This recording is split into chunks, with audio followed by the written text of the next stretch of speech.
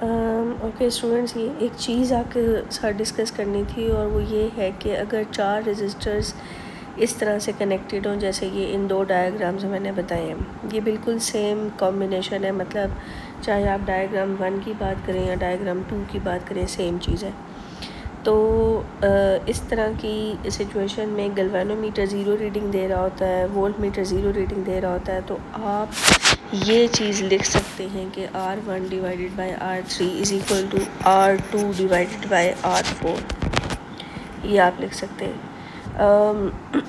Similarly आप यहाँ पे इसके लिए भी यही चीज़ लिख सकते हैं, मतलब डायग्राम 1 के लिए भी यही वाला रेशो का जो है ना कॉम्बिनेशन करेक्ट है और डायग्राम 2 के लिए भी करेक्ट है। तो ये कैसे करेक्ट है, ये आपके मेरा ख्याल है P2 के पेपर में भी आया हुआ था 2025 वाले में, जो अभी समर का हुआ है। तो इसके लिए इसका प्रूफ ये है कि ये कैसे करेक्ट है। ये इम्पॉर्टेंट बहुत है कि आपको पता हो कि ये क्यों करेक्ट है। तो इसको पता चलाने के लिए आए जी डिस्कस करते हैं कि मसला ये है कि यहाँ का जो पोटेंशियल है, इस पॉइंट का पोटेंशियल और इस पॉइंट का पोटेंशियल सेम होता है। तो सिमिलरली इस पॉइंट पे भी वही पोटेंशियल है, क्योंकि ये एक ही बड़े टर्मिनल के साथ कनेक्टेड है, यानी दोनों रेजिस्टर्स के लेफ़्ट हैंड साइड का पोटेंशियल दोनों R1 और R3 के लेफ़्ट हैंड साइड का पोटेंशियल और राइट हैंड साइड का पोटेंशियल सेम है। इसलिए वी कैन से दैट कि potential V1 is equal to potential V3। और यहाँ से अगर आपके करंट आ रहा है जी बैटरी में से, टोटल करंट I आ रहा है, तो वो डिवाइड हो जाएगा I1 में और I2 में। और आप ये V1 और V2 की जगह पे लिख लें I1 times resistor R1 equals to I2 times the resistance R2। अब आपने क्या कर लेना है कि I1 ओवर I2 कर देना है इज़ इक्वल टू ये R3 था, हाँ जी R3 था, तो R3 डिवाइडेड बाय R1। तो ये एक आपके पास आ गया रिलेशन, जिसको आप इक्वेशन नंबर 1 कह लें।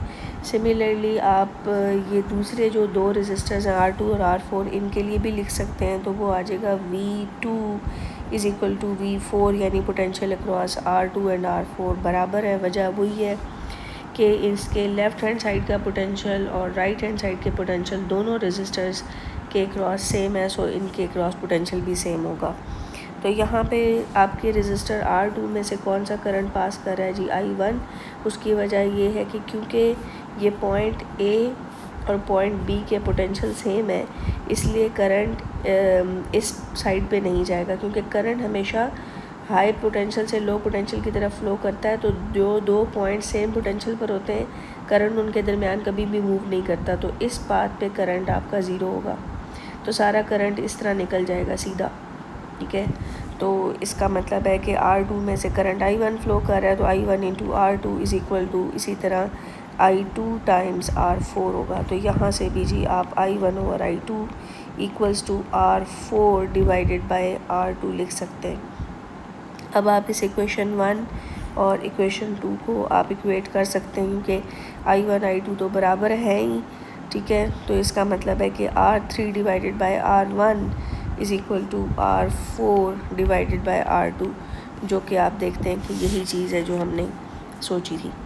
तो ये जो दूसरी डायग्राम है उसके लिए भी यही कुछ है, जो कि मैं फ़िलहाल करके नहीं दिखा रही, आप समझ तो गए होंगे कि बिल्कुल सेम कॉन्सेप्ट है।